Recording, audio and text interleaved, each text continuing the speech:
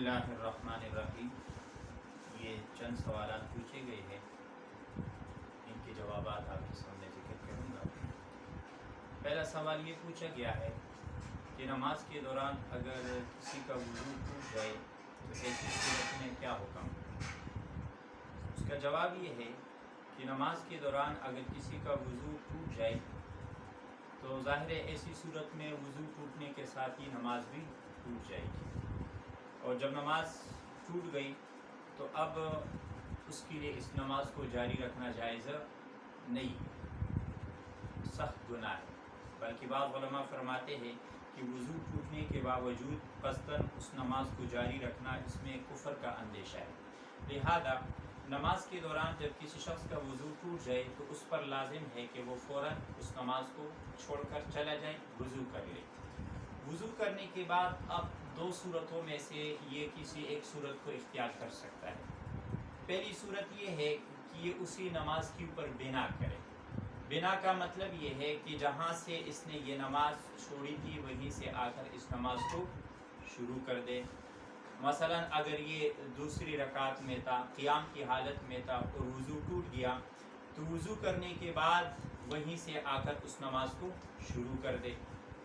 اگر جماعت کے ساتھ نماز پڑھ رہا تھا تو وضو کرنے کے بعد جماعت میں شامل ہو جائے، اور اس دوران اس کی وضو کے لیے جانے اور آنے کے دوران اگر کوئی رکعت نکل گئی تو امام کے سلام پھیرنے کے بعد کھڑے ہو کر اس رکعت کو مکمل کرے۔ تو بنا کا مطلب یہ ہے کہ جہاں سے اس نے یہ نماز چھوڑی تھی وضو کرنے کے بعد وہیں سے اس کو شروع کر دے۔ ایک صورت یہ ہے، حدیث کے اندر اس کا ذکر ہے۔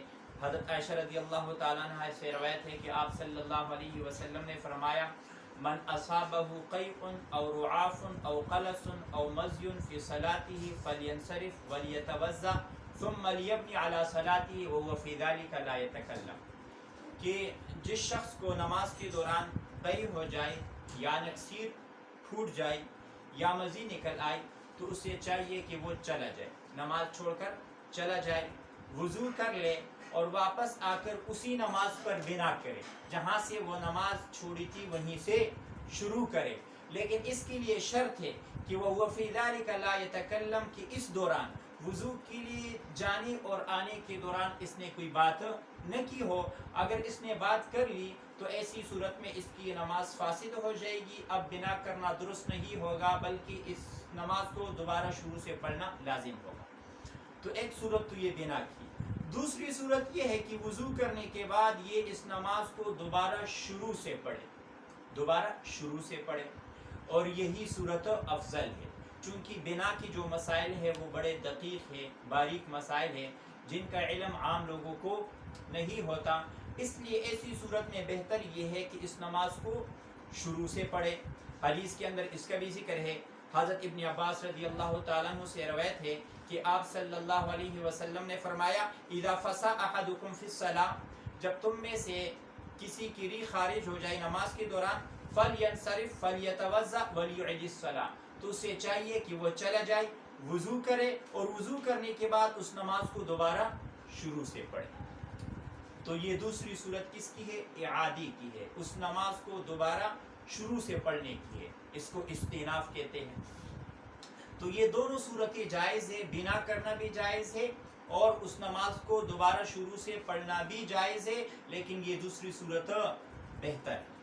اچھا، یہاں ایک اور مسئلہ کہ اگر یہ شخص جماعت کے ساتھ نماز پڑھ رہا ہے اور جماعت کے دوران اس کا وضو ٹوٹ گیا تو اب یہ جماعت کی صفوں سے نکلے گا کیسے؟ نکلنے کا طریقہ کیا ہے؟ تو دو طریقے ہیں۔ ایک طریقہ یہ ہے کہ یہ اپنے پیچھے کی طرف چلا جائے، صفوں کو چیرتے ہوئے پیچھے کی طرف نکل جائے، ایک صورت یہ، ایک طریقہ یہ۔ دوسرا طریقہ یہ ہے کہ جس صف میں کھڑا ہے اس صف کے سامنے سے گزرتے ہوئے یہ آخری کونے پہ پہنچ جائے اور وہاں سے پیچھے چلا جائے۔ اور اگر یہ جماعت کی اگلی صفوں میں کھڑا ہے اور جماعت بہت بڑی ہے جس کی وجہ سے اس کے لیے نکلنا ممکن نہیں ہے، تو ایسی صورت میں اس کی بھی اجازت ہے کہ یہ نماز ختم کر کے وہیں پر بیٹھ جائے، اور امام جب سلام پھیر لے تو پھر یہ جا کر وضو کر لے اور یہ نماز پڑھ لے۔ دوسرا سوال یہ پوچھا گیا ہے کہ نفل نماز پڑھنا کس وقت ممنوع ہے؟ تو دیکھیے ایسی اوقات کہ جن میں نماز پڑھنا منع ہے دو قسم کی ہے۔ ایک قسم ان اوقات کی ہے کہ جن میں ہر قسم کی نماز پڑھنا منع ہے، چاہے وہ نفل ہو یا فرض ہو، ادا ہو یا قضا۔ ایک قسم ان اوقات کی ہے، اور ایسی تین اوقات جن میں ہر قسم کی نماز پڑھنا منع ہے۔ نمبر ایک، سورج کے نکلنے کی بعد سے لے کر اس کی ایک نیزہ بلند ہونے تک۔ سورج جب طلوع ہو جائے تو اس وقت سے لے کر جب تک وہ ایک نیزے کے برابر بلند نہ ہو جائے، اس دوران کوئی نماز پڑھنا جائز نہیں ہے، چاہے نفل نماز ہو چاہے فرض نماز ہو۔ اور یہ ویسے تو 10 منٹ کا وقت ہوتا ہے، لیکن احتیاطاً اس میں 5 منٹ اور شامل کر لیے جائے۔ تو سورج نکلنے کے بعد جب تک 15 منٹ گزرنا چاہے اس وقت تک کوئی نماز نہ پڑھی جائے، پہلا وقت۔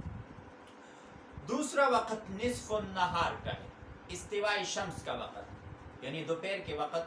سورج جب بالکل سر کے اوپر آ جائے تو اس وقت میں کوئی نماز پڑھنا جائز نہیں ہے جب تک کہ سورج ایک طرف ڈل نہ جائے، جب تک زوال کا وقت شروع نہ ہو جائے۔ یہ وقت ہوتا تو بڑا مختصر ہے، لیکن فقہا فرماتے کہ احتیاطاً اس سے 5 منٹ پہلے اور 5 منٹ بعد تک کوئی نماز نہ پڑھی جائے۔ یہ دوسرا وقت ہے کہ جس میں کوئی نماز پڑھنا بھی جائز نہیں ہے۔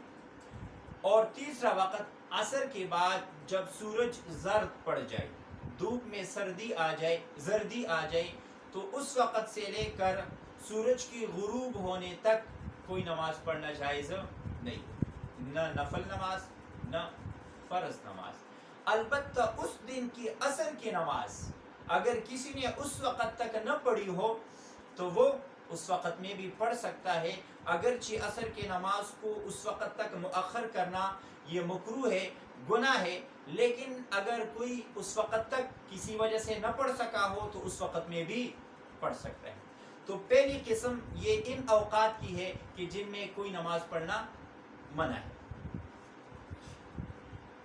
دوسری قسم ان اوقات کی ہے کہ جن میں صرف نفل نماز پڑھنا منع ہے، البتہ قضا نماز ان اوقات میں ادا کی جا سکتی ہے، جنازے کی نماز پڑھی جا سکتی ہے، سجدہ تلاوت کیا جا سکتا ہے۔ وہ دو اوقات کون سے ہیں؟ تو نمبر 1،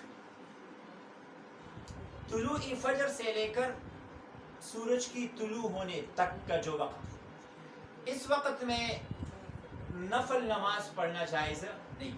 جب فجر کا ٹائم داخل ہو جائے اس وقت سے لے کر سورج کی طلوع ہونے تک، اس دوران کوئی بھی نفل نماز پڑھنا جائز نہیں۔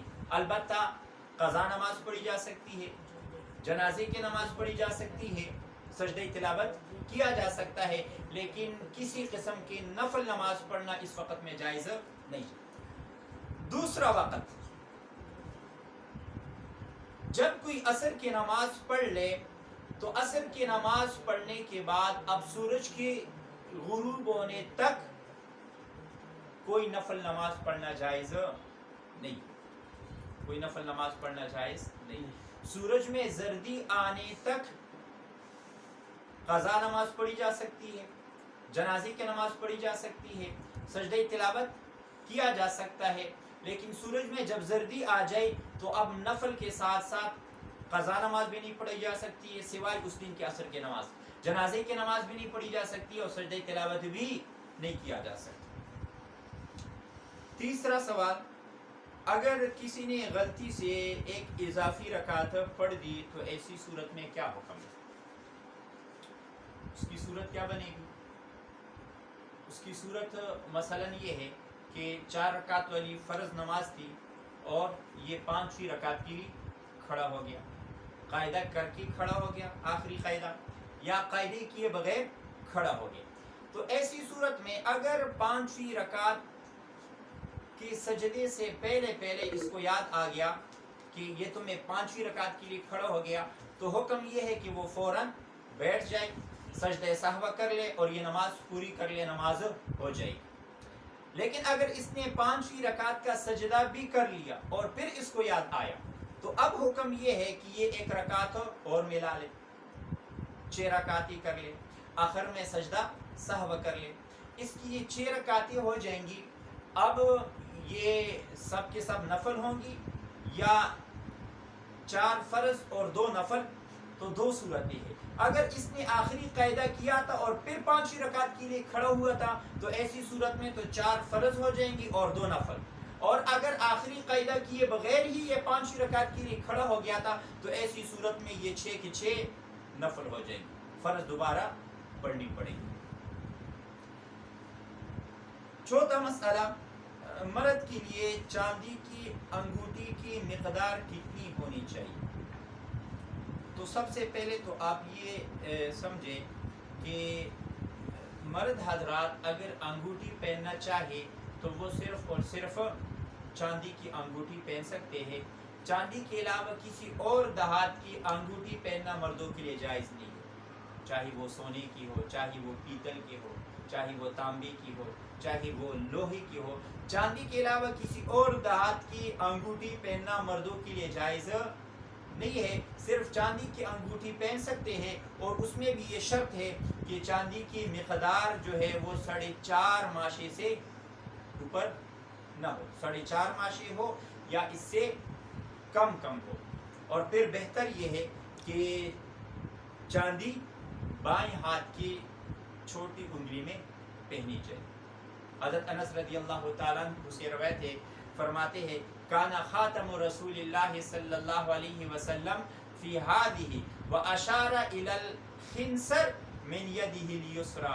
حضرت انس رضی اللہ تعالیٰ عنہ نے اپنے بائیں ہاتھ کی چھوٹی انگلی کی طرف اشارہ کرتے ہوئے فرمایا کہ آپ صلی اللہ علیہ وسلم کی انگوٹھی اس میں ہوتی، آپ صلی اللہ علیہ وسلم کی انگوٹھی اس میں ہوتی تھی۔ اور حضرت ابن عمر رضی اللہ تعالیٰ عنہ فرماتے ہیں کان رسول اللہ صلی اللہ علیہ وسلم یتختم فی یمینہ ثم حولہ فی یسارہ، آپ صلی اللہ علیہ وسلم پہلے دائیں ہاتھ میں انگوٹھی پہنتے تھے لیکن پھر اس کو تبدیل کر دیا بائیں ہاتھ کی طرف، یعنی پھر بائیں ہاتھ میں پہننے لگے۔